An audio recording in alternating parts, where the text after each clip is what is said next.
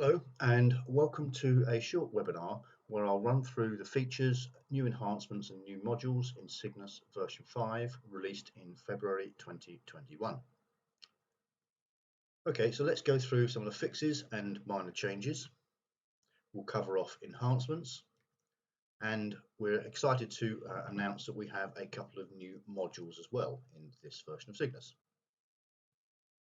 So first of all, let's cover fixes and minor changes. There are a number of fixes and minor changes in this version. For a detailed list of all the fixes and or other changes, please refer to the Changes to Cygnus document, which can be found in your User Guides folder. So that will be under Resources and User Guides. Okay. In the meantime, however, if using Windows 10, hover hints in table maintenance were blacked out. This has been fixed. Message boxes have been restyled as follows: I for information, X for an error, exclamation mark for a warning, and a question mark for a confirmation. In addition, all Equifax suppression datasets have now been removed, so this will cover reconnect and disconnect and should no longer be available, and if they are, they shouldn't be used, and all indexes should be deleted. The supper USP process has been enhanced to include obit and freshen, which I'll come on to a little later, but if you build your own suppression file indexes rather than take them via the resource updater and are a licensee of the embedded suppression system, then the supper has been changed to cater for those two new files. An improvement has been made to path matching, whereby a numeric could be passed back into the postcode when poor postcodes were presented. Moving on, command line parameters for sortation have been extended, and I'll come on to sortation again a little bit later. The relevant switches though are /rmsort equals and /mailmark equals. Any batch files that you have will need to be edited where these switches are being used, so bear that in mind if you're running any campaigns via command line, that they will need to be altered. And part 20 of the user guides has been updated, plus the user actions document expands on these changes. And again, the user actions document is part of the documentation provided in Resources Cygnus guides. For all other fixes and any minor changes, please refer to the Changes to Cygnus document referred to earlier. Okay, let's move on to enhancements. There are a number of enhancements in this version of Cygnus. The noteworthy ones are as follows, and we'll go through those in a moment. But for full details of all enhancements, again, please refer to the same Changes to Cygnus document. Okay, sort. There are a range of new services available within Cygnus version 5. First thing you might notice when you use it for the first time is that there are now two menu options. We have Sort 1, which caters for Raw Mail, City Post, Secured Mail and Whistle, and we have Sort 2, which includes UK Mail. Sort 1 uses the Delphi engine, so those sorts listed above, Raw Mail, City Post, etc., are still using our Delphi engine. However, UK Mail now uses our new C# Universal Sort engine, which we'll refer to as Use. The new services included within this version are UK Mail Zonal Optimization, Mailmark Economy, excluding Secured Mail. We haven't received any details from Secured Mail for the Mailmark Economy service, and Partially Addressed Mail 1400. Okay, moving on, suppress. Two new data sets. We're pleased to add, or to be able to add, obit and freshen to our dataset portfolio. Obit is provided by DBS Data, and freshen is provided by Shine CK, both industries, or rather organisations within our industry that have been around for a number of years and have plenty of experience working in this field. First of all, let's cover off obit, which will come as no surprise is a deceased database from DBS Data. It's compiled with finance and insurance deceased customer registrations. The consortium contributes regular, verified and validated records. It has competitive royalty rates, 16 pence per temporary suppression and 30 pence per flag. There's over 7.5 million records on the database, and it's updated each month. Secondly, Freshen from Shine CK, powered by the UK's largest property network, has unique and exclusive data source. It identifies home moves as they happen.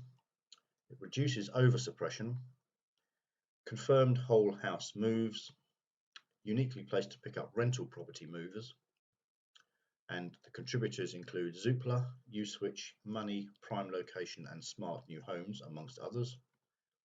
And the royalty rates are 17 pence per tempest suppression and 32 pence per flag. And for both of these products, Obit and Freshen, we do have product sheets available, so please let us know and we can send those to you. Okay, controls. Data integrity checking. The default setting has now been changed, so this is set to on via an upgrade or during a new installation, overriding the current settings if they're already on, or if not already on rather. The user can set it off, of course, although this is not recommended. Note again, there is an article entitled Data Integrity Checking, and all articles can be found in Resources User Guides articles, which we thoroughly recommend you having a read through. And during the upgrade process, you may have noticed if you've run your upgrade already or when you come to run it, that there is a new form that says critical factory settings. This switches the data integrity checking back on, overriding your current setting. Of course, you have the option to turn it off, but we would recommend leaving this on, as it will prevent any issues with data being corrupted within a Cygnus job. Okay, moving on, beacon control system.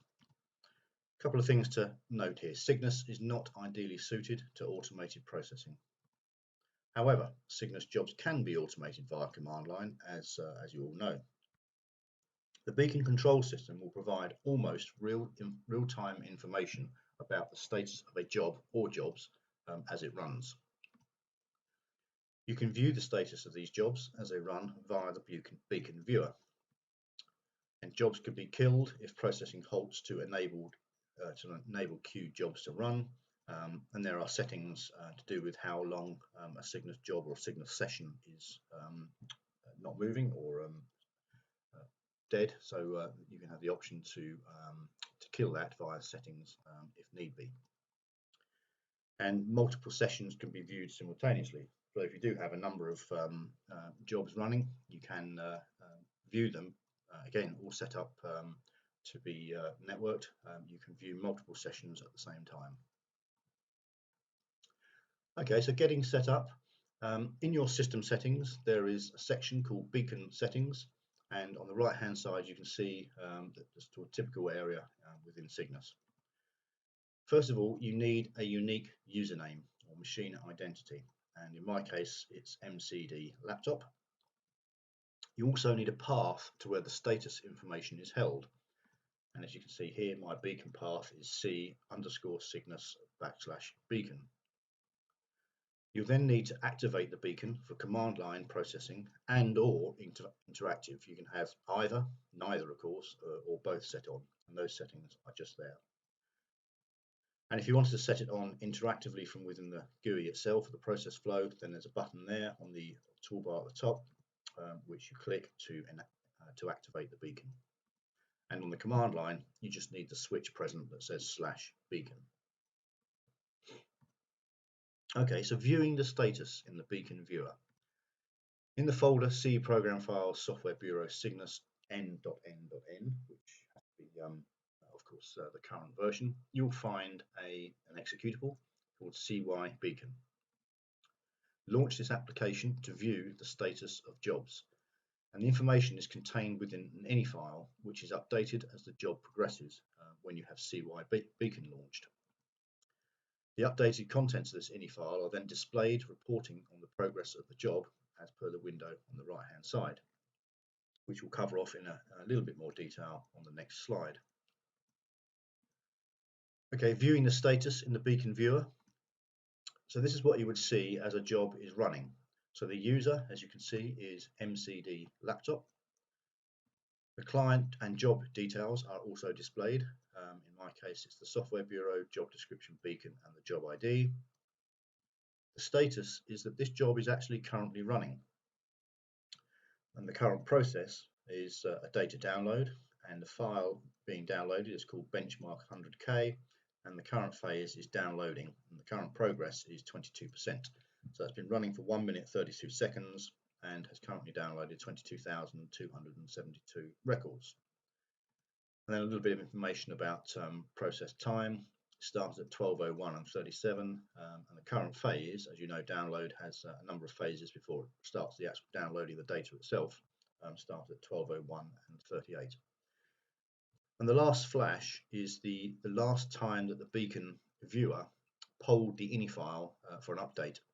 So this is quite an important area because first of all it gives you an idea that the job is actually running because it's changing every so many seconds. And if we look at the setting within the beacon settings, you can see that in my case the beacon interval is every 3 seconds. So this last flash will get updated every 3 seconds, and it's quite reassuring that that's obviously ticking over because it means the job is actually running. Viewing processes on or processing on multiple machines. So let's imagine this is our centralized monitor and we're polling 4 different machines or installations of Cygnus. The beacon folder needs to be centralized. So in my case, I've got a centralized network drive called U, or the U drive, and in there we have underscore processing and a subfolder called beacon. And in there we have 7 production machines that are pointing their beacon processing to that area, production 1 through to 7. On the right hand side you can see we've got production 4, production 6, production 7 and production 8 on the right hand side. It says 7, but that's my mistake, it should be production 8. Okay, so if you launch CY Beacon multiple times to view multiple users, and on each one you select each user from the drop down list, you can then see each one in progress. So as you see on the right hand side you've got users, production 4, if we look at the top left hand one, excuse me, that has been selected from the drop down user list, and that is now showing the status of the job being run on production 4.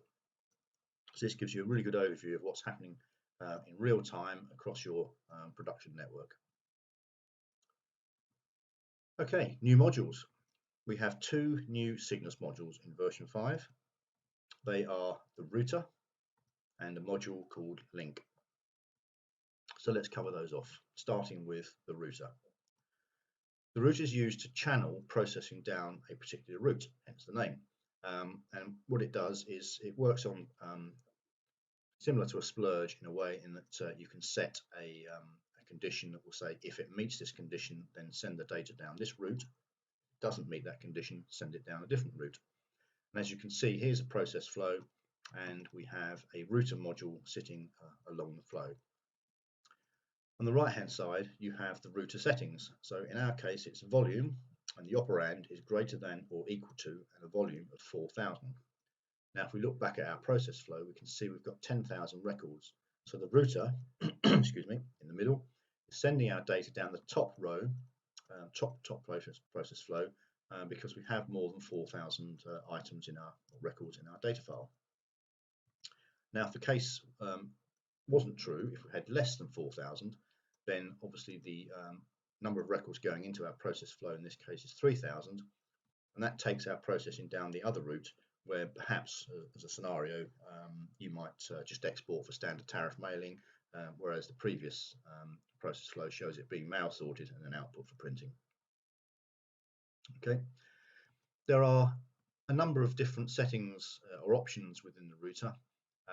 Quickly cover these off. First one is we've looked at volume. The next one is field exists. So if the ref field exists on our input file, then it will obviously meet that condition. So the condition is true and it will send your data down that particular route.